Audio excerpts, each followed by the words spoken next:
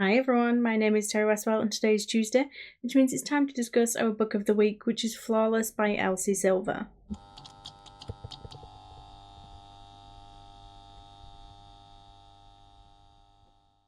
First, this is a spoiler-free section of the video, so if you haven't read this book yet, don't worry about it, it won't be spoiled for you here.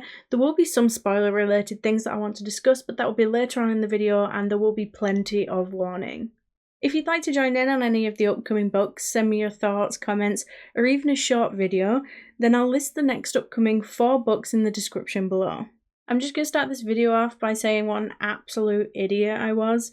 I got about 19% of the way through Reckless before realising that I was reading the wrong book. I think that's like the 4th book in the series or something, and my only excuse is that the covers are kind of similar. I mean, even the colours, they're both this kind of pinkish colour. So yeah, I ended up reading a huge chunk of that before I realised and had to move on to the correct book. I rated this book what I would consider a generous 4 stars. I mean, while I did enjoy it, I feel like I don't have a huge amount to say on it. It was a very sweet contemporary romance with a cowboy theme. So quick summary. For Rhett, the rules were simple. Keep his hands off of Summer and stay out of trouble. But now he's stuck with her. Rhett Eaton is the golden boy for professional bull riding. Or at least he was, until it all blew up in his face. Now his agent says he has to clean up his image, so he's stuck with his agent's ball-busting daughter Summer as full-time supervision until the end of the season. While he might be frustrated and more than a little bit resentful about needing a babysitter, he can't stop thinking about her. She begins to see the real man beneath the cocky persona, but says that there's just boundaries they shouldn't cross. His reputation can't take any more hits, and neither can her damaged heart. If I had to compare this to any other book, I don't think it would be too surprising when I said something like Done and Dusted or Things We Never Got Over. I mean, Done and Dusted is more of that cowboy theme, while still being a totally different book in its own right. And The Things We Never Got Over is more of that small town romance and family drama element. Like those books, Flawless is a slow burn with some spice. I certainly wouldn't say that the spice was by all means the main focus of the book, or that there was tons of it, but I will say that it was quite explicit and I think it was quite well written. The chapter lengths were all my ideal length of around that 10-page mark, plus it was super easy and straightforward to read, so you could easily find yourself flying through them. That being said, it did take me a while to get into this book. I mean, I wasn't at all sold on the love interest, I didn't feel connected to any of the characters, and it wasn't at all relatable. I don't really know what it was, but it just didn't click with me right away. I mean, if I don't connect with a character, I can find it really frustrating to read, and I don't know, I mean, these characters were absolutely lovable. Just for some reason, it took me a while to get there. I can see why this book seems to be everywhere. I mean, there's certainly some sort of craze going on right now with cowboy romances, but at the end of the day, it's just a sweet, easy to read romance with lovable characters and an adorable story with, of course, some spice. So as for the question, would I recommend the book? Yeah, I think I would given the right circumstances. Again, if you read Things We Never Got Over by Lucy Score, but wanted more of that cowboy vibe, then absolutely.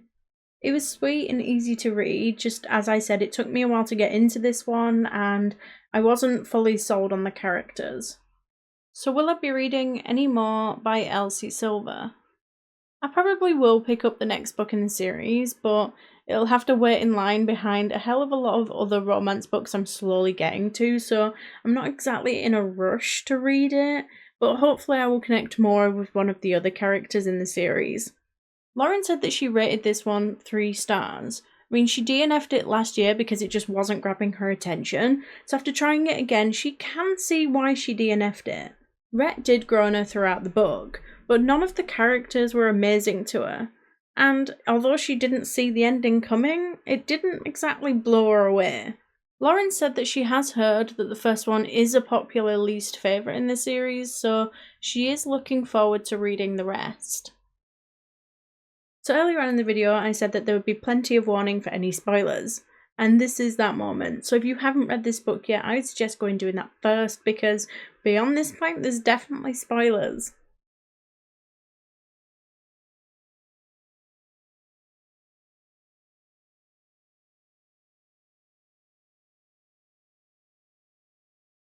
Okay, so main problems with the characters. This one's just a minor one, but I didn't massively relate to Summer. I mean, I wish that I was the sort of girl who would just go and work out whenever I needed to deal with my emotions, but I'm just not.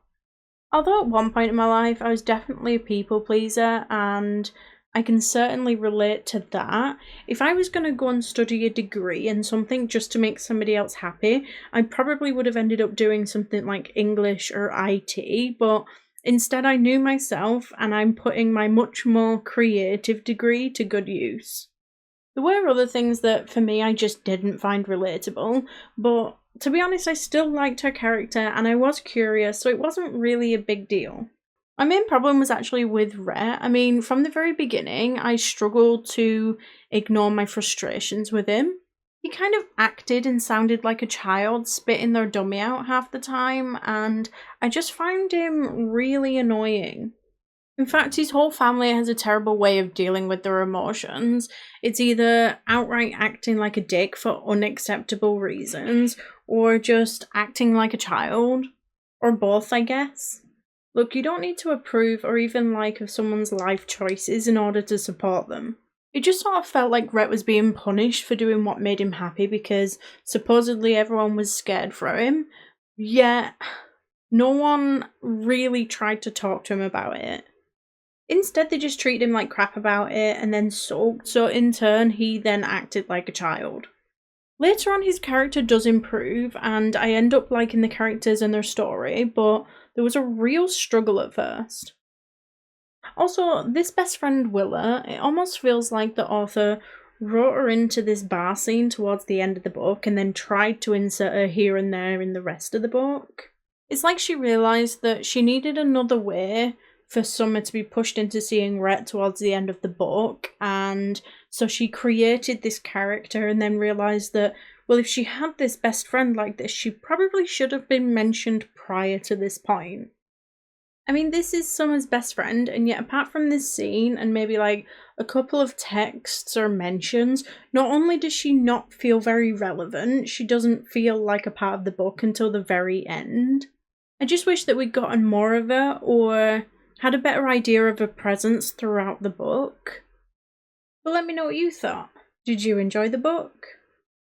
Next week we're discussing Six of Crows, so don't forget to get your thoughts and comments in by Sunday the 2nd of March at the latest to be a part of the discussion. You can now do this on YouTube, TikTok, Instagram or Discord. The following week will be Trial of the Sun Queen, but don't forget if you do need a little bit longer to read a book, we do now list the next 4 books down below along with the discussion dates. That way you can choose the genre that best suits you and the best time frame to read it in. Thank you all for joining, and if you like this video, please don't forget to like and subscribe, it's always appreciated, and I will see you next week. Bye!